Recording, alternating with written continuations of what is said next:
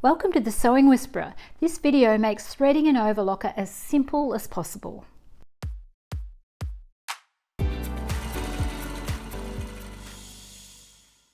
If you're new to my channel, welcome.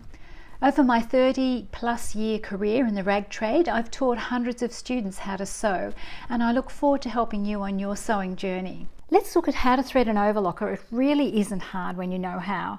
The secret is to practice a few times so that it feels familiar.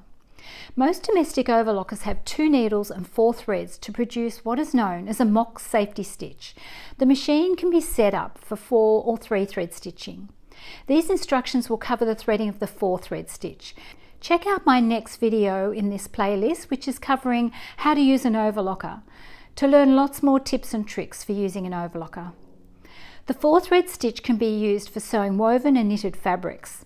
It is the only seam used for joining knits and is stronger than the 3 thread stitch.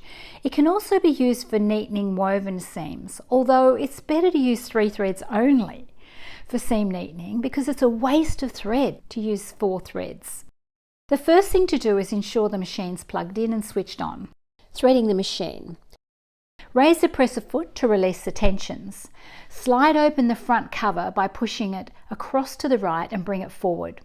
Open the side cover by pushing it to the left if you have one. Not all overlockers have a side cover. Inside the front cover you'll see a thread chart. The thread chart is numbered, recommending threading the threads in order from right to left. This is because the needle threads can become quite tangled under the throat plate when threading the loopers after the needles, hence the recommendation to thread from right to left. What are the loopers?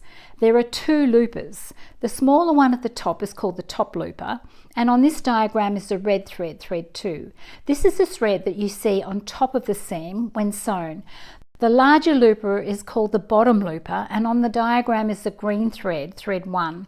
This is the thread that you see on the bottom of a seam when sewn. Ensure the thread stand has been raised up. Place the reels of thread on the thread stand. Note that I've deliberately used the same colour thread as the threading chart. Pass the 4 threads over the thread stand.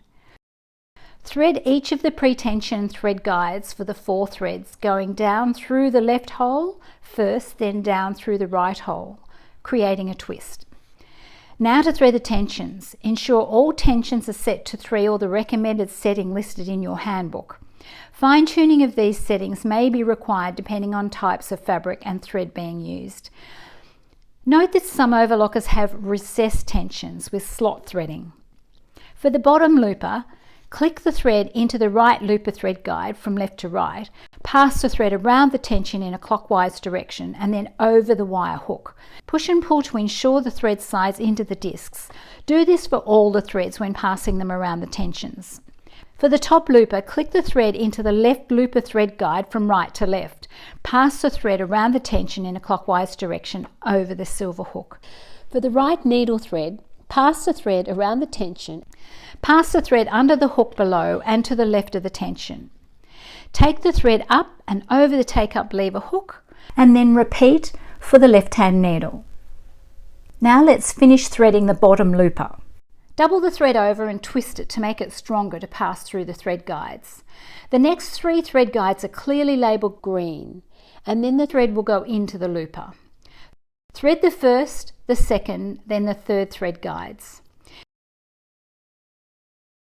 Ensure the bottom looper is sitting to the right so you can clearly see it. Pass the thread through to the other side, ensuring it goes in front of the looper. Wind the hand wheel towards you to move the looper to the left, and the needles will be down to the lowest position. Work from the left side of the machine to thread the thread through the hole in the left end of the looper. Some machines will have a hook here instead of an eye. Wind the hand wheel towards you again to take the looper to the very right position again, and the needles will be at the highest level. Pass the thread back to the right side. Thread the hole in the right hand end of the looper from front to back. Wind the hand wheel towards you to move the loopers back to the left. This makes it easier to pass the thread through to the back and under the presser foot. Close the slide cover. Top looper. The 2 thread guides for the top looper thread are clearly marked with red. Click the thread into the first and then the second thread guide. Place the thread around the hook on the right end of the top looper, then from front to back into the top of the top looper. Place the thread under the presser foot to the back. How easy was that? Right needle. Firstly, turn the hand wheel towards you and raise the needles to the highest position. Put the presser foot down, which allows more room to thread the needles. Click into the right needle thread guide, into the needle bar thread guide from left to right. Thread the right needle from front to back. Place the thread out to the back. Left needle. Click into the left needle thread guide, into the needle bar thread guide from left to right. Thread the left needle from front to back. Place the thread to the back. Now let's check to see if the machine is overlocking correctly. Before you do, lift the foot and ensure none of the threads are caught under the throat plate. If a single thread has broken or a spool is running low and needs replacing, there is no need to completely rethread the machine. Just ensure all threads are not caught under the throat plate by passing a small screwdriver under the presser foot to the back before starting to sew. Lower the presser foot and sew to chain to start stitching. Always sew with a scrap of the fabric to be used before starting a new project to ensure the machine is sewing correctly. Change the threads.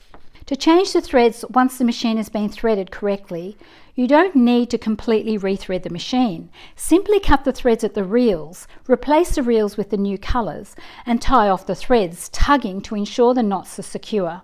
Lower the presser foot and cut the threads at the needles. Then raise the presser foot again, which releases the tensions.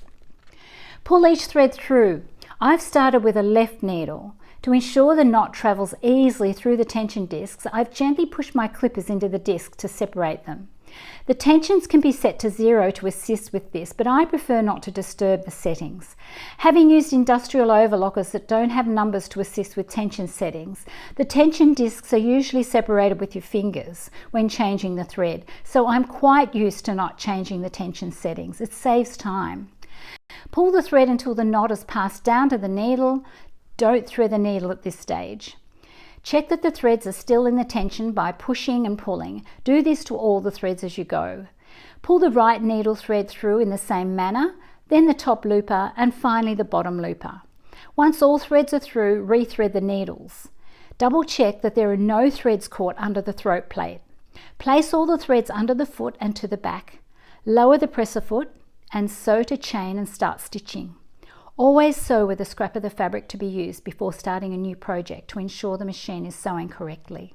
I hope you've enjoyed learning how to thread your overlocker. If you've enjoyed this video, be sure to like and subscribe so you don't miss my next tutorial that covers everything you need to know about using an overlocker or serger.